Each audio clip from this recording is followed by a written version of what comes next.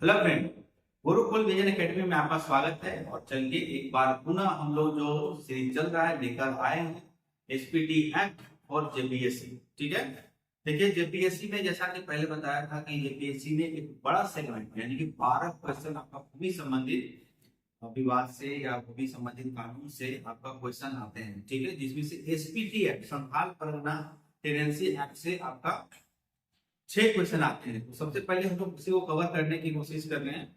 और जैसा कि आप जानते हैं गुरुकुल विजन एकेडमी के अंतर्गत आपका जेपीएससी और जिला पुलिस एसएसजीटी सब जो बैच है वो स्टार्ट हो चुका है। और आप लोग आए जल्दी जल्दी इनरोल कराएं। और चलिए बिना सेशन गंवाए हम लोग आगे की प्रक्रिया को प्रारंभ करते हैं। ठीक है, तो चलिए। और हाँ, एक आवश्यक सूचना ये है कि जब भी आप लोग ये वीडियो देखें और अगर इस पीडीएफ की नीड हो आपकी तो नीचे दिया हुआ जो नंबर है हम लोग का, ठीक है, जो गुरुकुल विजन एकेडमी का जो नंबर दिया हुआ है ये आपका व्हाट्सएप नंबर भी है और आपका कॉन्टेक्ट नंबर भी है। तो इसमें आप लोग अपना एनरोल कराएं और इस पे मैसेज करके व्हाट्सएप के थ्रू आप लोग इसका पीडीएफ ले सकते हैं। ठीक है, तो चलिए हम लोग स्टार्ट करते हैं।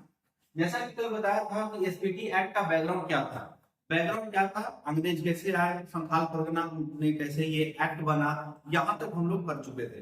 तो अब चलिए आगे की प्रक्रिया शुरू करने से पहले हम लोग जल्दी से रिकैप कर लेते हैं कि संथाल परगना जो था, जो देखिए 1592 ईस्वी के बाद बंगाल की राजधानी बनी थी। ठीक है, ये सब जो पिछले लेक्चर जो पहला लेक्चर था उसमें सारा डिटेल से बताया गया है। आप लोग थोड़ा सा पेशेंस रख के अच्छा से बैकग्राउंड को समझिए, इसके बाद पूरा एसपीटी एक्ट आप लोग को बहुत अच्छा समझ में आएगा। ठीक है, दूसरा क्या था, 1660 ईस्वी तक यह बंगाल की राजधानी के रूप में रहा, यानी 1592 से लेके 1660 तक। 1676 ईस्वी में अंग्रेजों द्वारा यहाँ पर एक व्यापारिक एजेंसी की स्थापना की। ठीक है, 1600 जैसा कि आप सब जानते हैं कि 1767 में अंग्रेज झारखंड में प्रवेश हुए, लेकिन वो सिंहों के चेहरे से प्रवेश हुए थे। लेकिन उससे पहले राजमहल, क्योंकि राजमहल राजधानी था उस समय, तो अंग्रेज जब आए तो वहां पर व्यापारी के कोठी खोल रहे हैं। ठीक है, उसी तरीके से 1742 ईस्वी में राजमहल क्षेत्रों पर मराठों का कब्जा हुआ। ठीक है, मराठों का कब्जा कब होता है, 1742 में।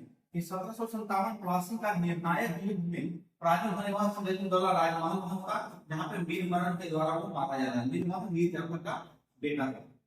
उसी तरीके से 1763 ईस्वी में मीर कासिम के विरुद्ध मेजर एडम्स की विजय हो जाती है। ठीक है, मीर कासिम कौन सा, मीर जाफर के बाद बंगाल का नवाब बनाया गया था, लेकिन वो एक दूरदर्शी नवाब था और वो आगे की सोचता था, अंग्रेजों का हस्तक्षेप को कम करना चाहता था, इसलिए वो विद्रोह कर दिया था। ठीक है, लेकिन विद्रोह दबा दिया गया, फिर से मीर जाफर को ही आपका बंगाल का नवाब बना दिया गया। तो मीर कासिम जब वहां से भागा तो एडम्स के साथ में राजमहल में ही उसका वार होता है, युद्ध होता है। युद्ध होने के बाद राजमहल क्षेत्र पर कंपनी का एक अधिकार बन जाता था। ठीक है, बताइए मीर कासिम अपना राजधानी कहां ले गया था, आप लोग बताइएगा। ठीक है, आप लोग इस नंबर पे आपको कांटेक्ट करके आप इसका पीडीएफ ले सकते हैं। पहाड़िया भी जो होता है, ठीक है, क्योंकि अंग्रेज वहां पे आते हैं, वहां पे राजनीतिक आर्थिक सांस्कृतिक जो संगठन था या उनकी सामाजिक ढांचा था उसमें बदलाव करते हैं। तो बदलाव करने के दौरान उनमें युद्ध होता है, तो पहाड़ी विद्रोह होता है।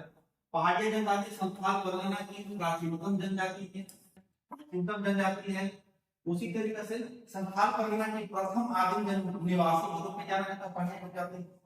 अंग्रेजों का प्रथम व्यापक विद्रोह था ये। ठीक है, 1790 से 1810 तक के बीच में अंग्रेजों ने इसे संथालों का बहुसंख्यक में प्रवेश कराया। यानी क्या है कि संथाल जो थे बंगाल के रहते थे, सावताल के रूप में जानते थे। ठीक है ना, तो जब पहाड़िया विद्रोह होता है, पहाड़िया विद्रोह जब हुआ तो क्या हुआ कि संथालों को वहां पे जाके भगा जाने लगा और पहाड़िया और मुगल जनजाति को उसको अल्पसंख्यक बना दिया गया। लेकिन अल्पसंख्यक होने के बावजूद भी पहाड़िया लोग जो थे वो अंग्रेजों से विरोध अपना जारी रखते हैं।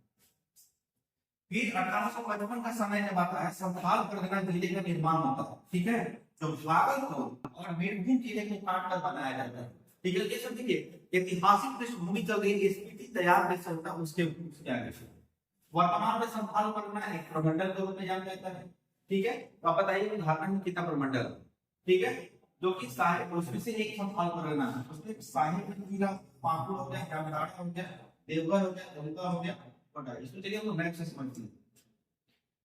देखिए ये आपका संथाल परगना, ये यही आपका संथाल परगना हो गया। देखिए आपका देवघर हो गया, जामताड़ा, दुमका, ठीक है, आपका यहाँ हो गया देवघर, जामताड़ा, देखिए आपका दुमका हो गया, ये देखिए आपका पाकुड़ हो गया, ठीक है, गोड्डा हो गया आपका, अब ये आपका हो गया साहिबगंज, ठीक है, तो साहिबगंज हो गया। इस तरीके से संथाल परगना में 6 जिले कौन कौन सा याद करने जल्दी से, साहिबगंज, उसके नीचे पाकुड़, उसके जस्ट नीचे आपका हो गया आपका दुमका, दुमका जस्ट नीचे जामताड़ा, जामताड़ा से देवघर चढ़ दिए, देवघर से गोड्डा चढ़ गई। अगर हम लोग ऐसे करते हैं तो याद रखिए गोड्डा, यही से याद करते हैं हम लोग, 3 ऊपर 3 नीचे, गोड्डा, साहिबगंज, पाकुड़, दुमका, देवघर, जामताड़ा, याद करिए साहिबगंज, गोड्डा, पाकुड़, देवघर, दुमका, जामताड़ा, ये आपका 6 जिला हो। ठीक है, चलिए आगे बढ़ते हैं जल्दी से। इस क्षेत्र का पूरा नाम जंगल ट्रैक्ट, क्या था, जंगल ट्रैक्ट, इसको तामी ने जंगल दरे भी कहा जाता था, इसको जंगल जंगल दरे ट्रैक्ट, तामी ने को के नाम से जाना जाता था इसको। प्राचीन काल में संथाल परगना को नरी खंड के नाम से जाना जाता है, नरी खंड के नाम से। यह क्षेत्र किसी भी शासन काल में किसी के अधीन नहीं रहा, ठीक है, नहीं रहा, क्योंकि यहाँ पे पहले पहाड़ी क्षेत्र में लगातार विद्रोह करते रह गए। फिर दूसरी बात कौन हो गया आपका, संथाल लोग होते हैं वो विद्रोह करते रह गए। ठीक है, चलिए आगे बढ़ते हैं। इस क्षेत्र के मूल वासी होते पहाड़िया, पहाड़िया एतमाद पहाड़िया, सोनिया पहाड़िया, ये सब लोग जानते हैं ना, वो सब वही वही जाती है। यहाँ आने वाले जागरण या जमींदारी, ठीक है ना, तो राजस्व पंजीकरण को तौजी नंबर दिया जाता था, तौजी नंबर दिया जाता था, मतलब उनको एक जमींदार होते थे, तौजी नंबर देके उनको एक एरिया बांट दिया जाता था, तो यहाँ पे करो। संथाल विद्रोह हूल विद्रोह के स्वरूप में जाना जाता है, संथाल विद्रोह को हूल विद्रोह के रूप में जाना जाता है। देखिए ये सब लोग रिकैप कर रहे हैं, ठीक है, रिकैप करने से क्या होता है कि एक माइंडसेट बनता है, उसमें हम लोग आते हैं जल्दी से 2 मिनट में कर देते हैं। हूल विद्रोह संथाल विद्रोह के नेता कौन थे, सिद्धू कान्हू, इनके भाई कौन थे, चांद और भैरव, अब बहन कौन थी, फूल और झाना, ठीक है, फूल और झाना। आगे देखते हैं, देखिए संथाल विद्रोह का मुख्य कारण क्या था, तो अंग्रेजी उपनिवेशवाद का आना, उनका शोषण, क्योंकि अंग्रेज अपने तरीके से शासन चलाना चाहते थे और संथाल लोग अपने तरीके से शासन, संस्कृति, सामाजिक रीति रिवाज सबको मेंटेन करके रखना चाहते थे। फिर हो गया बंगाली महाजन और साहूकारों का शोषण, ठीक है, साहूकारों का शोषण, तो इस तरीके से आपका हो गया मुख्य कारण। उद्देश्य क्या है, उद्देश्य क्या था उसका, फिर आदिवासियों को भगाना, अंग्रेज सत्ता को समाप्त करना, अपनी सत्ता स्थापित करना, ये उनका उद्देश्य। हम देखिए प्रथम महाजन क्रांति का संथाल विद्रोह, इतना बड़ा ये विद्रोह हुआ था। आपका परिणाम क्या हो गया, विद्रोह का दमन कर दिया गया, ठीक है, सफलतापूर्वक दमन किया गया। एक था नॉन रेगुलेशन जिला बना दिया गया, क्या नॉन रेगुलेशन जिला बना दिया गया, संथाल परगना नाम दे दिया गया, क्या नाम दे दिया गया, संथाल परगना नाम दे दिया गया। आगे जब हम देखते हैं कि संथाल परगना के आगे क्या होता है, तो देखिए नॉन रेगुलेशन जिला 1855 में बना दिया जाता है, उसके बाद 1872 तक, क्योंकि लगातार विरोध हो ही रहा था, मतलब शांति की नाम का चीज नहीं था, तो अंग्रेज फाइनली ये जान जाते हैं कि बिना कुछ किए, मतलब संथाल लोग जाते लोग शांत नहीं रहने वाले, तो आगे क्या है कि पहला रैयती कानून बनाया गया था। देखिए Santhal Pargana settlement regulation act 1872 में संथाल कानून था, पहला काश्तकारी कानून, काश्तकारी की अवधारणा देशी पूर्ति करी गई, जैसे ही बना Santhal Pargana settlement regulation act, काश्तकारी की अवधारणा देशी होती चली गई। फिर मिस्टर गैंजर ने एक बंदोबस्त रिपोर्ट देखने के बाद, ठीक है, क्या होता था, इसको क्या होता है, ये पिछले लेक्चर में बहुत अच्छा से बताया गया है, आप उसको देखिए। देखने के बाद 1937 में तत्कालीन बिहार सरकार संथाल परगना कमेटी के 1937 बनाई, बताइए तत्कालीन बिहार सरकार उसका मुख्यमंत्री कौन थे, जल्दी से बताइए। मोहम्मद यूसुफ थे या श्री कृष्ण सिंह सिन्हा थे, कृष्ण सिंह थे, बताइए आपको कमेंट कर सकते हैं। तो संथाल परगना इंक्वायरी कमेटी 1937 का गठन किया जाता है। उसके बाद फाइनली क्या होता है कि इसी कमेटी के 1937 में जो कमेटी बनती है, इसी कमेटी के रिपोर्ट के सिफारिश पर आपका संथाल परगना काश्तकारी अधिनियम का आपका दिया जाता है, ठीक है। देखिए संथाल परगना काश्तकारी अधिनियम, ठीक है। इस संथाल परगना काश्तकारी नियम के लाने 1949 में लाने के पीछे कारण क्या था, आप कल के वीडियो देखिए, उसमें बहुत अच्छा से बताया है कि इसमें क्या है, क्यों लाया गया था, ठीक है। वो अध्याय 8 की जगह पे इसको 9 कर लीजिएगा, 9 अध्याय देखने को मिलता है, यानी 9 अध्याय कुल धाराएं 72 है, ठीक है। तो यहाँ तक हम लोग कंप्लीट कर चुके थे और जल्दी से हम लोग एक नजर में इसको ओवरव्यू कर लिया। अब हम आगे बढ़ते हैं, देखिए अध्याय 1 में आते हैं, कौन सा अध्याय 1 में आते हैं। देखिए इसमें क्या था, ये संथाल परगना अध्याय 1 में क्या कहा गया है, अध्याय 1 में धारा 1 2 3 4 5 इस तरह से चलता चला जाएगा, ठीक है। हर अध्याय का अलग अलग अनुच्छेद बांटा गया है। ये संथाल परगना यानी कि अध्याय 1 का है, ठीक है। और ये धारा 1 में धारा 1 में, ठीक है। ये बात चेक कर लेते हैं, ठीक है। हाँ धारा 1 में आपने दिया गया है, यह संथाल परगना अनुपूरक उपबंध, याद रखिए अनुपूरक उपबंध क्यों बोला गया है, ठीक है। अनुपूरक सप्लीमेंट्री प्रोविजन, अनुपूरक उपबंध क्यों, क्योंकि ये बार कुछ न कुछ प्रोविजन के साथ ऐड होते गया, संशोधन होते गया और ये चलता गया। एक सब पहला कब आया था, ठीक है। पहला देखिए आपका 1272 में था, इसीलिए अनुपूरक उपबंध इसीलिए नाम दिया जाता है, ठीक है। चलिए हम लोग आगे बढ़ते हैं। अनुपूरक अधिनियम 1949 कब लाएगा, ठीक है। पहला 1 नवंबर 1949 को लागू किया गया। तो अगर पूछ दे क्वेश्चन के संथाल एसपीटी एक्ट कब लागू किया गया, तो 1 नवंबर 1949 को। फिर धारा, ठीक है, क्या बोला जाता है कि समस्त संथाल परगना पर लागू होगा, ये जो एसपीटी एक्ट है वो समस्त संथाल परगना पर ही लागू होगा। जिसमें कौन से जिले हो जाएंगे, साहिबगंज, पाकुड़, जामताड़ा, डूंगरपुर, देवघर, गोड्डा, ठीक है। ये सब आपको ये सब रट के रखना है। जैसे ही आज संथाल परगना एकदम माइंड में कॉरिडोर बना दीजिए, ये कॉरिडोर बना कर चला था, साहिबगंज वहां था, साहिबगंज पाकुड़ है, पाकुड़ से फिर देवघर, देवघर से जामताड़ा, जामताड़ा से फिर गोड्डा चढ़, गोड्डा से सॉरी देवघर चढ़ जाओ, देवघर से भी गोड्डा चढ़, मतलब इस तरीके से कॉरिडोर आप जैसे अपना तरीका से बनाइए, जैसे कि आप माइंड में क्लिक कर देना चाहिए। अच्छा संथाल परगना ये चीज है, अच्छा उत्तर छोड़नागपुर, अच्छा ये दक्षिण छोड़नागपुर, ये पलामू, हाँ इस तरीके से पूरा कर दिए। आगे का देखें, देखिए इसमें क्या है, विधान के स्थानीय विस्तार, ठीक है। विधान का स्थानीय विस्तार कहाँ पे होगा, ठीक है, कहाँ विस्तार होगा, परिवर्तन के अधिकार या किसी क्षेत्र से वापसी, ठीक है। परिवर्तन के अधिकार या किसी क्षेत्र से वापसी कौन करेगा, मतलब कि संथाल परगना अधिनियम जो है वो कहाँ पे कैसे परिवर्तन करेगा, कौन परिवर्तन करेगा, या किसी क्षेत्र में लगा हुआ तो उसको वापस कौन करेगा, या किसी क्षेत्र में कौन लगाएगा, तो उसका अधिकार किसके पास है, ठीक है। तो स्थानीय विस्तार किसके पास है, देखिए तो यहाँ पे राज्य सरकार, किसके अंतर्गत, राज्य सरकार को अधिसूचना द्वारा, याद रखिए संविधान संशोधन वहां पे नहीं, लेकिन पता चला कि इसको अलग करना है, वो करना, वहां ध्यान नहीं जाना है, ठीक है। यहाँ पे राज्य सरकार को पावर दिया गया है कि राज्य सरकार अधिसूचना द्वारा संथाल परगना के किसी भाग में इस विधान या इसके किसी भाग को वापस ले सकती है, ठीक है। वापस लेने का काम कौन करेगी, राज्य सरकार विधान द्वारा, यानी विधि बनाकर, कानून बनाकर। इस प्रकार विभाजन है इसके किसी भाग को पुनः उसी भाग में लागू कर सकती है, ये वहां से इससे वापस लिया गया हो, यानी जहां से वापस लिया गया वहां पे फिर लागू करना, फिर लेना देना हटाना, जोड़ना घटाना, किसका काम है, तो राज्य सरकार का काम है। किसका काम है, राज्य सरकार का, किसका, राज्य सरकार का। देखिए अब आते हैं हम लोग परिभाषा में, कि परिभाषा क्या कर दिया गया, ठीक है।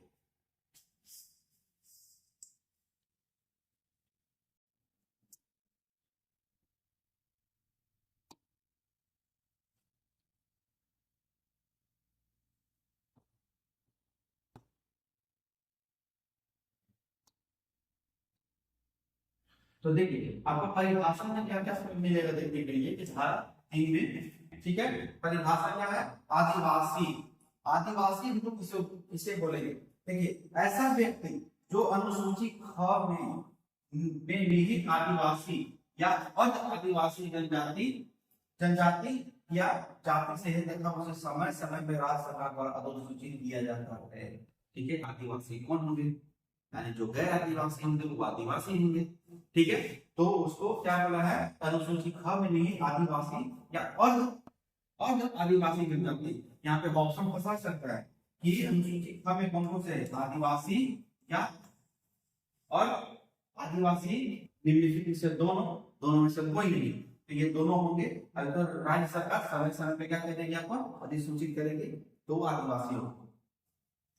कृषि कार्य क्या है, देखिए जहां बंगला साल चल रहा है, जहां बंगला साल जैसे खूंटी वाला क्षेत्र में या कहीं भी वहां पे बंगाली का प्रभाव ज्यादा है, तो संथाल परगना में बात बोले तो जहां पे सब बंगाली जो बंगाली जो किसान है उनका प्रभाव है, तो वहां पे क्या होगा, तो वहां का साल कैसे चलेगा, कृषि कार्य प्रथम वैशाख से, प्रथम वैशाख के आरंभ होने वाले वर्ष से क्या हो जाएगा, आपका साल का शुरुआत होगा बंगाली साल, जहां बंगाली साल चलता है। असली फसल साल किसको बोलते हैं, ठीक है, असली साल किसको, प्रथम अश्विन से, कब, बांग्ला साल के चलते कौन सा, वैशाख, फसली साल का प्रथम अश्विन से, ठीक है, फसल प्रथम अश्विन से चलेगा। तो यहाँ पे चलिए आगे क्या है, यहाँ कृषि प्रयोजनों के लिए कोई अन्य वर्ष चलता है उससे वर्ष से, ठीक है। यहाँ कृषि परियोजना मान के चलिए कि बहुत जनजातियों में क्या होता है कि आपका चैत से, तो कहीं से आषाढ़ से, तो कहीं सावन से, तो इस तरीके से चलता है, तो वो उन लोग का वर्ष का शुरुआत होना है, तो वो उससे भी इसमें कंसीडर किया जाता है। आगे में क्या है, देखिए भूगत वन अथवा भोग वन, कौन सा भूगत वन अथवा भोग वन, इसका तात्पर्य ऋण रूप से अग्रिम दी गई अथवा अग्रिम दी जाने वाली राशि के आर्थिक प्रयोजन के लिए रैयत की जोत या उसके आंशिक हित का शर्त के तांत्रिक से है कि कुल शुद्ध सहित ऋण बंधन की अवधि में जोत अथवा आंशिक जोत से उद्भूत लाभ वाला चुकता समझा जाएगा, ठीक। देखिए फिर इसको समझाते हैं, लेकिन ये इसलिए इतना ज्यादा लिख पाया गया है कि जैसे कि आप पीडीएफ लेंगे तो वहां पढ़ने में आपको आसानी होगी, इसीलिए शॉर्ट में लिख के, शॉर्ट में एक पॉइंट में लिख के इसको बता दिया जाए तो कोई दिक्कत नहीं था उसमें, लेकिन आप लोग को भी पढ़ने में दिक्कत होगा, इसलिए सब लिख पाने की कोशिश करें, ठीक है। भूगत बंध है, भूगत कौन सा होगा, तो देखिए ऋण रूप से, इसका तात्पर्य अगर मान के चलिए कि आप किसी को ऋण देते हैं, तो ऋण देते हैं तो समय पे ऋण की वापसी तो करेंगे ना, तो एक भोग यानी भोग मतलब किसी के रुपया का ऋण का आप भोग कर रहे हैं, भोग मतलब अपना यूज कर रहे हैं, तो भोग जब कर रहे हैं, जब कोई आपने दिया है तो आप उससे बंधे हुए कि नहीं, तो इसको जोड़ दीजिए तो क्या बनेगा, भोगपन। तो भोगपन वही हो गया जब किसी से आप ऋण लेते हैं, अग्रिम देते हैं, अग्रिम चुकाना होता है, तो इस सिचुएशन में जब तक आप उस ऋण के जाल में है, ऋण के अंतर्गत में है, तो आपको भोगबंध बोला जाएगा, ठीक है, समझ गए। तो से ऋण बंधन अवधि में जो आंशिक जोत से वो अद्भुत लाभ वाला चुकता समझा जाएगा, तो इसको आपका हो गया आपका भोग बंध। जोत से क्या है, जोत से तात्पर्य भूखंड समूह से है जो रैयत को मिलता है, यहाँ पे भूकंप यहाँ पर गलत है, ठीक है। तात्पर्य क्या है, पैसा मतलब भूमि या भूखंड समूह से है जो रैयत का है, किसका है, रैयत का है, ठीक है। जहां पर आपका जो आपका टाइपिंग मिस्टेक है, वो टाइपिंग मिस्टेक सुधार के आपको फॉलो किया जाएगा, आप दूसरा टेंशन नहीं लीजिएगा, तो टाइपिंग मिस्टेक हो जाता है कभी-कभी, ठीक है। तो जो समझ गए, तो किसी भूखंड से जो रैयत का है उसको जोत बोलेंगे। खास ग्राम क्या है, इसका तात्पर्य किसी ग्राम से है जहां न तो मूल रैयत हो और न ना उस समय के लिए कोई ग्राम प्रमुख हो। लेट सपोज कीजिए कि ग्राम मान लीजिए झारखंड का ही बात करते हैं, बोले थे लेट सपोज कीजिए झारखंड का है कि आप एक मूल रैयत है, तो मूल रैयत है तो आप उस काम को नहीं करते, किसी को आप दे दिए, तो मूल रैयत तो आप नहीं है। मान के चलिए कि आप एक गाँव में रहते हैं, एक गाँव में रहते हैं और आपका जो जमीन है वो बी में है, ठीक है। मूल रैयत आप है, किसी को आप दे दिए, लोग हैं जो वहां पर काम कर रहे हैं, तो आप तो यहाँ पे नहीं है, ये तो यहाँ है ना, बी के पास तो है नहीं। बी के पास पहला क्वेश्चन क्या था कि मूल रैयत नहीं है, देखिए यहाँ पे खास ग्राम में देखिए यहाँ पे मूल रैयत, तो मूल रैयत नहीं है, पहला समझ। दूसरी बात कि 2010 से पहले झारखंड में ग्राम सभा नहीं हुआ करता, यानी कि चुनाव नहीं हुआ, तो यहाँ पे मान लीजिए सी आदमी है ग्राम प्रमुख होना चाहिए, तो ये ग्राम प्रमुख भी बी गांव में नहीं है, तो नहीं है तो न तो मूल रैयत है और नहीं यहाँ पे आपका ग्राम प्रमुख है, तो ये तो वैक्यूम बन गया ना, वैक्यूम बन गया, यानी कि जो कुछ भी होगा जैसे भी होगा आपको बी को ही संभालना है ना, इसके ऊपर खास रैयत देंगे, ठीक है, खास रैयत हो जाएगा। उसी तरीके से जमींदार क्या होता है, देखिए ग्राम प्रमुख या मूल रैयत से भिन्न वह व्यक्ति जिसे लगान पाने का अधिकार हो, ठीक है, यानी कि ग्राम प्रमुख, यानी ग्राम प्रमुख कौन होता है, जनता के द्वारा चुनाव में प्रतिनिधि होता है, तो वो नहीं है, उसे मूल रैयत ये नहीं है, ठीक है। तो इस अगला आदमी कौन है, तो एक बड़ा एरिया में किसी का जमीन होता है, जब उस एरिया में जैसे कहते हैं जमींदारी बंदोबस्ती, जब जमींदार कहाँ कब आया था, जमींदारी बंदोबस्ती या आपका अस्थायी बंदोबस्ती कर सकते हैं 1793 में, तो वहां से जमींदारी जो कॉन्सेप्ट चलता है, तो हाँ, तो कौन लगान पाने का अधिकार किसको होता है, अपना जमींदार को होता है, ठीक है। उसी तरीके से गैर आदिवासी कौन है, यानी कि जो आदिवासी और जो गैर अर्ध आदिवासी वो नहीं है, गैर आदिवासी यानी अनुसूची ख में उल्लेख है, ठीक है, अनुसूची में क्या उल्लेख है, आदिवासी है और अर्ध आदिवासी है, अब बस अगर ये दोनों नहीं है गैर आदिवासी है। रैयत क्या होता है, रैयत क्या होता है, देखिए जमींदार से भिन्न कोई व्यक्ति जिसने स्वयं अथवा अनिवार्य सदस्यों या भाड़े पे मजदूरों द्वारा जोतने के लिए दूध धारण करने का अधिकार प्राप्त किया हो, उसको हम लोग रैयत बोलते हैं। मतलब रैयत का मतलब होता है जो खेती बाड़ी करता है ना, उसको रैयत बोलते हैं, ठीक है, रैयत, ठीक है। जैसे देखिए जमींदार से भी कोई व्यक्ति जिसने स्वयं अथवा अपने पारिवारिक सदस्यों या भाड़े के मजदूरों द्वारा जोतने के लिए दूध धारण का अधिकार रखता है, दूध धारण यानी भूमि उसके पास होता है, अब उसको मजदूरों से, अपने मतलब भाड़े के किराएदारों से या अपने पारिवारिक सदस्यों के द्वारा उसको खेती बाड़ी करता है, तो उसको रैयत बोलते हैं, यानी जो खेती कर रहा है, ठीक है। क्या होगा, ग्राम प्रमुख अपनी निजी जोत को रैयत समझेगा, यानी ग्राम प्रमुख है ना, और उसका जब निजी जोत है यानी अपना खेत है वो रैयत समझेगा, याद रखिएगा कौन समझेगा, ग्राम प्रमुख।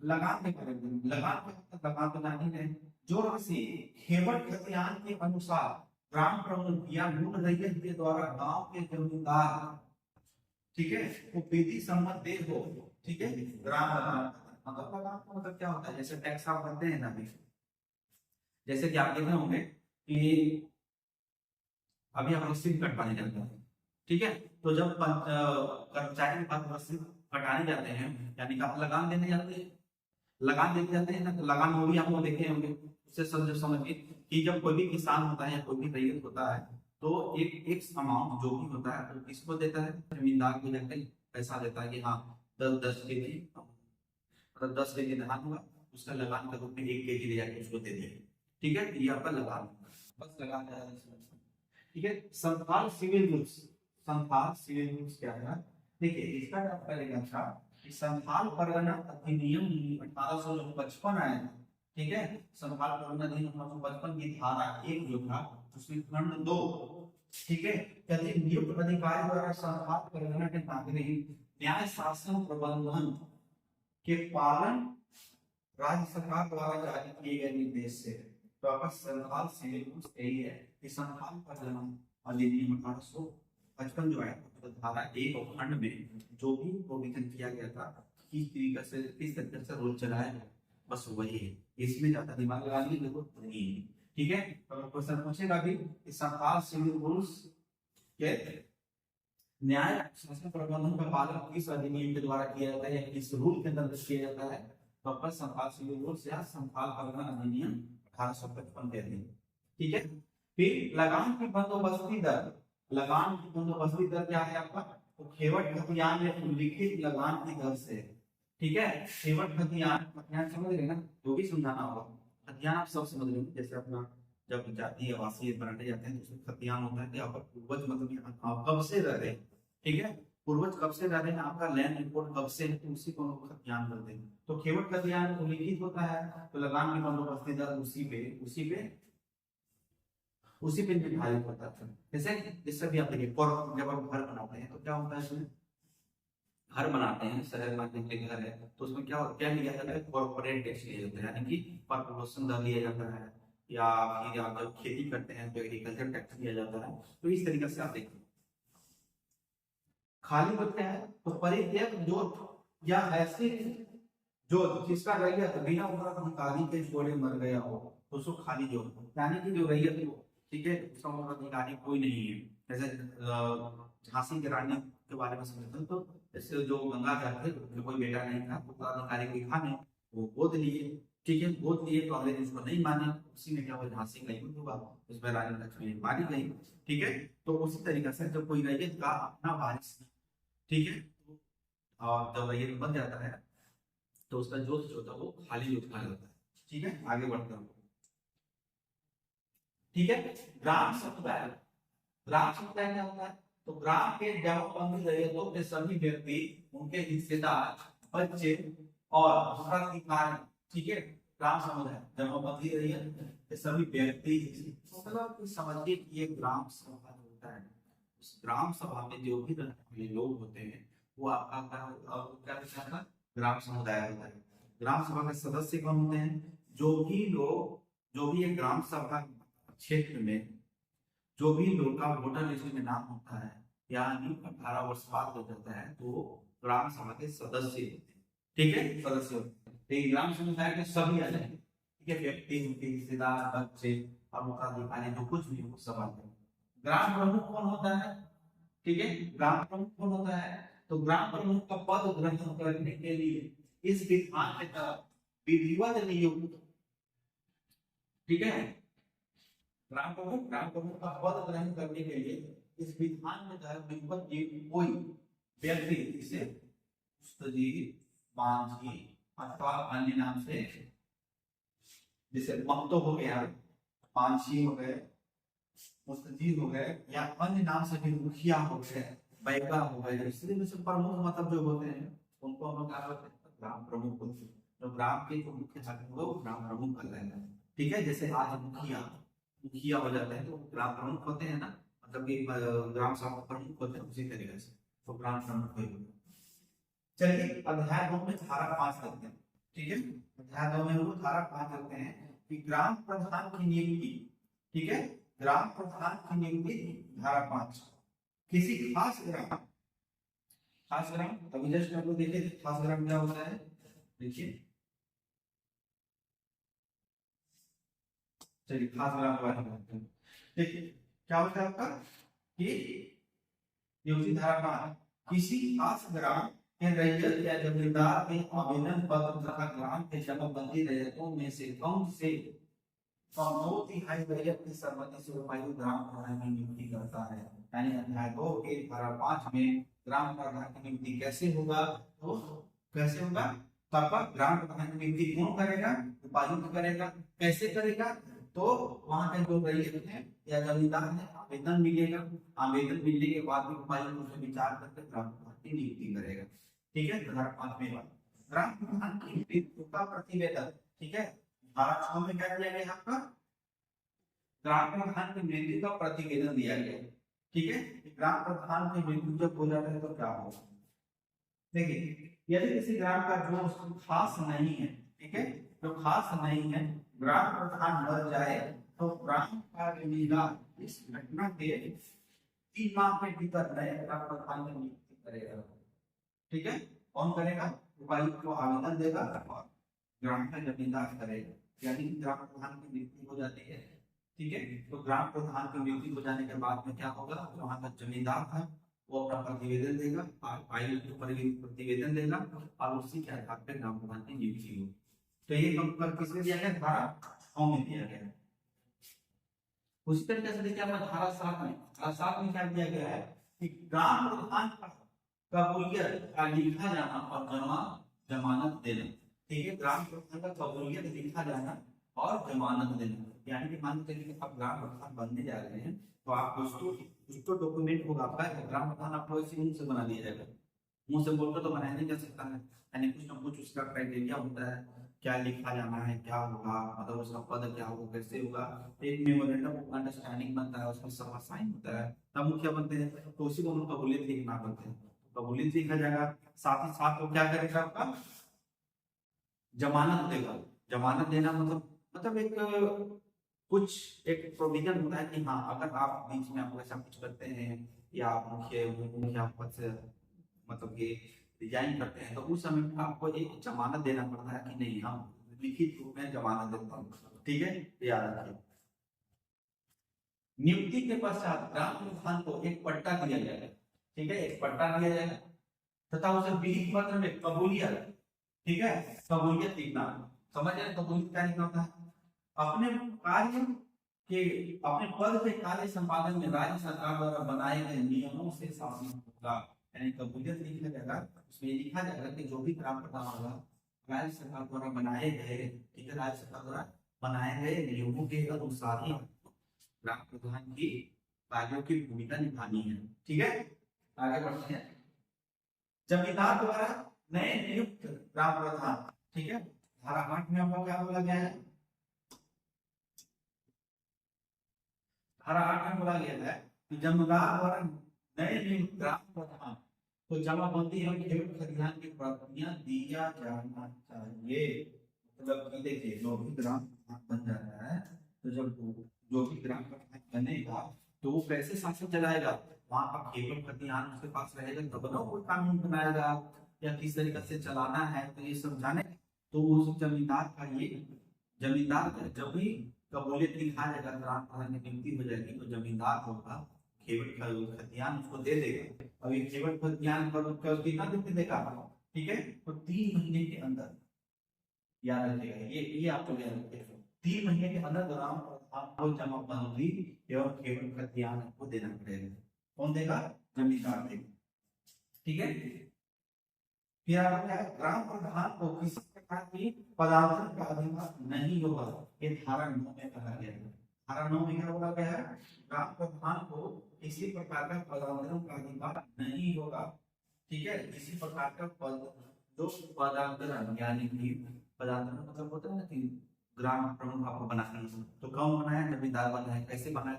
उपायुक्त जो बोलते हैं, उपायुक्त के द्वारा, तो नियम कानून के द्वारा बनाया गया। ये नियम कानून कौन बनाया है? तब राज्य सरकार के द्वारा बनाया गया। तो राज्य सरकार के द्वारा बनाया गया, तो ये पूरा स्ट्रक्चर बन गया। और पूरा स्ट्रक्चर के अंतर्गत अगर एक आदमी ग्राम प्रधान बन जाता है तो वो नहीं करना चाहे तो इस्तीफा दे सकता है, लेकिन अपना पद का अंतरण नहीं कर सकता, किसी को दूसरा को दे नहीं सकता है। तो वही इसी धारा 9 में बताया गया है कि अपना पद का अंतरण नहीं कर सकता है। ठीक है, उसी तरीके से आपका धारा 10 में देखिए, धारा 10 में क्या बताया गया है कि किसी जमीन का मूल रैयती जो समझा जाना। ठीक है, किसी जमीन का मूल रैयती, ठीक है, रैयत कौन होता है? तो जो खेती बाड़ी करता है वो रैयत कहलाता है। लेकिन मूल रैयत क्या? मूल रैयत का परिभाषा क्या है? तो देखिए, कोई बंजर भूमि को मूल रैयत या सह रैयत द्वारा आबाद लायक बनाए गए हो, तो जो मूल रैयत या सह रैयत के अधिकार में है, विधान प्रधान द्वारा शासित अपरिवर्तनीय रहेगा। ठीक है, यानी कि किसी जमीन का मूल रैयत जो किसको समझा जाएगा? मान के चलिए कि गैर बंजर जमीन आप लोग जानते हैं, यहाँ पे आपके ऐसा जमीन जहाँ पे बंजर हो, कोई मतलब नहीं हो, कोई खेती बाड़ी नहीं हो रहा हो, तो वो जिसके अधिकार में रहेगा वो उसी का होगा। बस इसका मूल जो यही है, यानी कि अपरिवर्तनीय नहीं है, अपरिवर्तनीय है, मतलब किसी के है तब उससे छीन के आप किसी को नहीं दे सकते, बस वही होगा। देखिए, धारा की क्या है? धारा 11 में क्या दिया गया है कि ग्राम प्रधान की तो पुरस्कार निधि, ठीक है, ग्राम प्रधान की पुरस्कार निधि क्या है? निधि समझ रहे हैं ना, संचित निधि के नाम से जान रहे होंगे, आकस्मिक निधि के नाम से जान रहे होंगे, जो संविधान में दिया गया है। ठीक है, तो चलिए बताइए आकस्मिक निधि का कौन सा अनुच्छेद है, और संचित निधि का और आकस्मिक निधि का कौन सा अनुच्छेद में ये जिक्र किया गया है। चलिए आपको बताइए। लेकिन यहाँ पे देखिए कि पुरस्कार निधि, ठीक है, तो पुरस्कार निधि को इसमें धारा 11 में संथाल परगना के अध्याय 2 में धारा 11 में आपका पुरस्कार निधि दिया गया है। इसमें क्या है कि ग्राम प्रधान मूल रैयतों तथा रैयतों पर लगाए गए वसूली गए सभी जुर्माने प्रधानों की पुरस्कार निधि में जमा किए जाएंगे। व्यय उपायुक्त द्वारा नियमों के द्वारा होगा, मतलब कि मान के चलिए कोई भी जुर्माना की राशि समझौता, ठीक है, या ठीक है, या किसी भी लगान वसूला गया, ठीक है, लगान प्लस टैक्स लिखा गया, ठीक है, तो हो गया। ग्राम प्रधान का जो आकस्मिक निधि है, देखिए पुरस्कार निधि, आकस्मिक निधि नहीं, पुरस्कार निधि, तो ये कितना हुआ 2x हो गया, ठीक है, यानी कि 2x हो गया। अब क्या हुआ, ये राशि आपका कहाँ रहेगा, पुरस्कार निधि में, कहाँ रहेगा, पुरस्कार निधि में। और ये राशि तभी खर्च होगा जब उपायुक्त द्वारा व्यय उपायुक्त द्वारा बनाए गए नियमों के अनुसार हो। अगर उपायुक्त कोई नियम बना देते